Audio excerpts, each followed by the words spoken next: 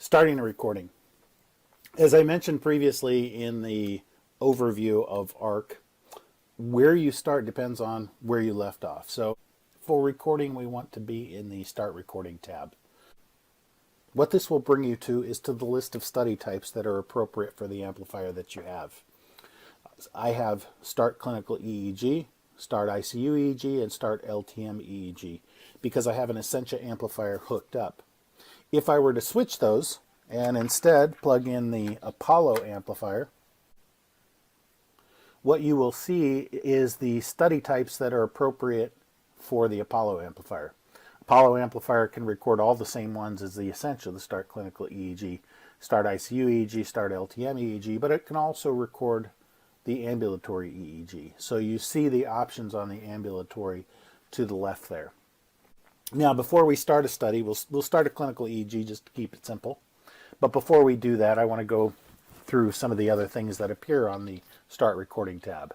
To the right, you see a little gear that shows you which study types are available on the screen for any given amplifier. You can turn those on, turn those off, depending on what you want that amplifier to be used for.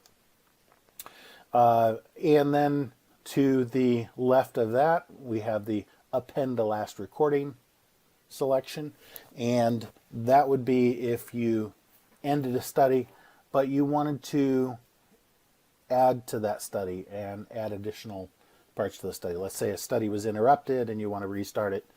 You can simply append to the last recording if you don't want a completely separate recording.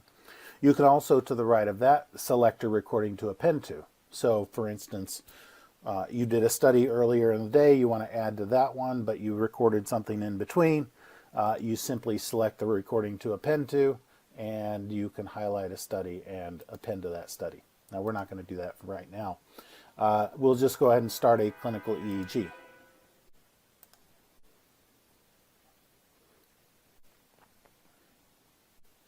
So we're now in the recording screen. You'll see across the top we have clinical EEG, we have the date, the time, and the sampling or storage rate. Once I select a name here, I'm going to put in test.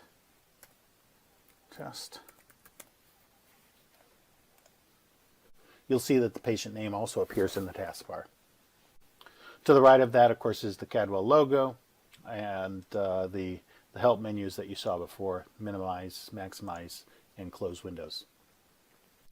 The Start Recording button is on the left-hand side, and that's where we will click once we want to start recording. The Monitor button next to that. So Monitor, I'm going to click on the Monitor, and this is where we can see waveforms even though we don't want to record them. And I'm going to change the sensitivity on that. All of your display parameters. Montage is here.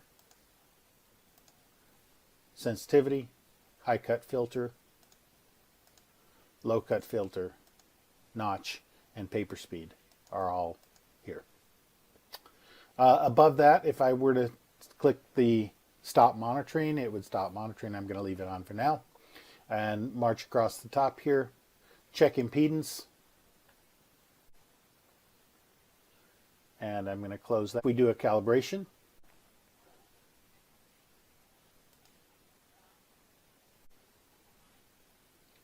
When we are ready to start recording, we'll simply hit the Start Recording button. And now we are recording. Now on the left-hand side of the screen, you have the montage. So you can see the channels here. We've inserted spaces between some of them. And at the bottom, you have EKG. Of course, we're recording room noise right now, so you don't see a great deal going on. If I left-click on a channel, I can adjust individual settings for that channel. For instance, if I wanted to change sensitivities here, I could do so. I could make the channel a different color. I could change filter settings, etc., etc. If I right-click on that individual channel, I can hide the channel altogether. I can delete the channel or add spaces above or below it. And I'm going to hide the channel for the moment. Let's not forget to enter comments and events. I can enter a comment by double-clicking on the comment. You'll see it appear at the top of the screen. along with the time and date that the comment was placed. If I want to tie this to a particular channel, I can tie it to the channel by clicking once. This will give me a gray border, and I can tie it to that particular channel. We can start hyperventilation by selecting the Start HV icon at the top of the screen. Selecting this changes it to Stop HV, and it starts the HV clock on the screen. If you wish to change your hyperventilation settings, you can click the little gear next to the Stop HV. And in this case, what I'm going to do is perhaps decrease the length of time that I'm going to do the hyperventilation. And update. And you'll see that it adjusts the clock. Once hyperventilation has been completed, the system will switch to post-hyperventilation, and the timer will run on post-hyperventilation until it's completed. Now, some people prefer not to see the clock in the middle of the screen, and they're perfectly happy to just monitor the times that are posted on the screens. If that's the case for you, you can right-click in the middle of the screen and select Remove HV from Traces. And now you have the hyperventilation clock in a different window, which you can choose to hide, float, or close. And there's the end of post-hyperventilation. I'm going to show you Photic stimulation. Back up at the top, Photic stimulation. When I click on that, it opens the Photic window. And then I can simply, if I have a pre-programmed run for Photic, I can simply hit the run. You'll see the Photic line appear near the bottom of the screen with the little red tick marks showing the Photic flashes starting at 1 Hertz. And if I want to increase the frequency, I can just jump to the next step.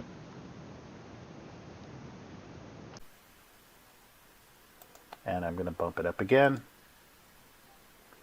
And finally, you see we're at 12 Hertz. If I wish to stop, I simply click on the stop button. The start button has turned to the stop button, and I'm just going to click on the stop. You can also stimulate manually by selecting the manual button.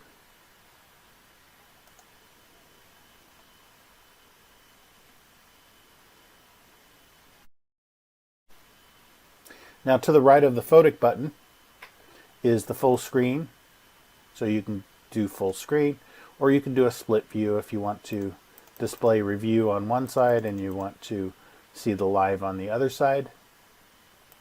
For now, we'll stick with split screen. You can pop up different windows. So if I wanted to display the synopsis trends, I would check mark those, and there's our synopsis trends.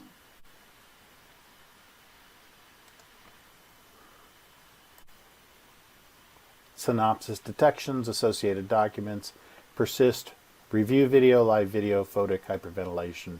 Live trace, I could add a trace window. And if I wanted to see what was going on, perhaps in a different montage, I could add the CZ montage. I'm going to add this in live. And you'll see a separate window pop up that includes the CZ montage at the same time as we're looking at the live window with the double banana. Now going across the top again, we have different views. We'll go into that in greater detail at another time. If you wish to generate a report, here's our list of reports, and those can be customized. Start timer, the timer settings, the video. I don't currently have a video camera hooked up, so we're seeing a blank screen, but I've docked it over here. Now, before we leave the options on this top toolbar, I want to emphasize something on the windows.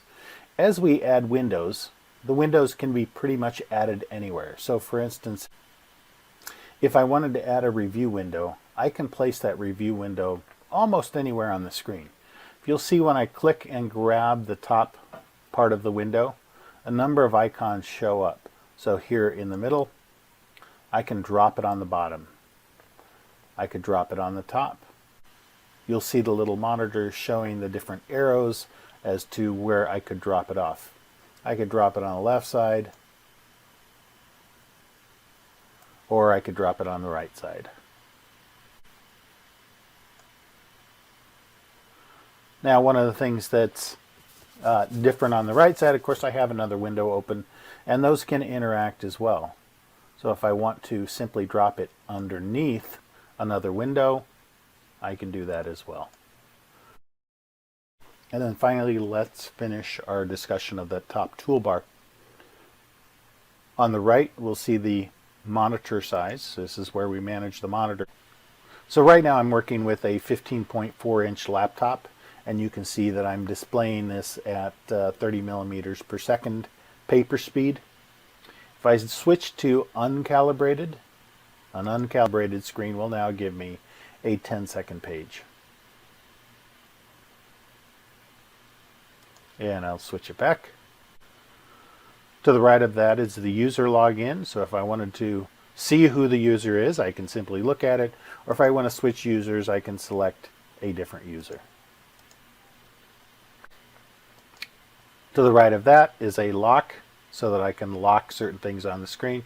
You'll see that in the event list here, these icons disappear so that somebody doesn't auto hide or dock or do something else with those windows. And then finally, to the right of that opens up a number of personal settings. These are settings that are tied to the user. They include things like the background color of the screen, the different event buttons, the general settings. We'll go into these in more detail in other modules. And then the montage settings. So here's where we can select our own montage and have it appear at the top of the screen. So if I select the double banana with T1, T2, I now have this montage as one of my favorite montages. I no longer have to go looking for it in this list. And I can simply switch to the different montage that way. Looking at the bottom of the screen, you can jump back into review. If I click the back 1 second button, it takes me into review of the study. I can return to view live on the right hand side of the screen. Now I'm in view live. We've already seen that we can split the screen to do the same thing. If I hover over these clocks, you'll see that there are different clocks. Some of these can be enabled or disabled. If I wish to just look at my current real time, I can turn off all of the other clocks.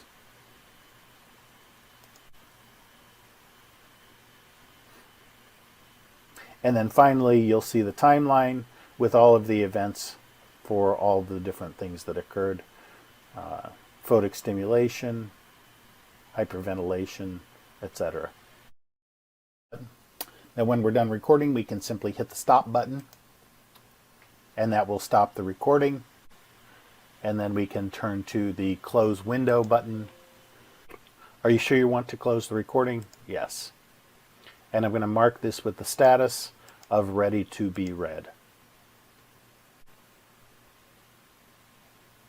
And now we're returned to the start recording menu.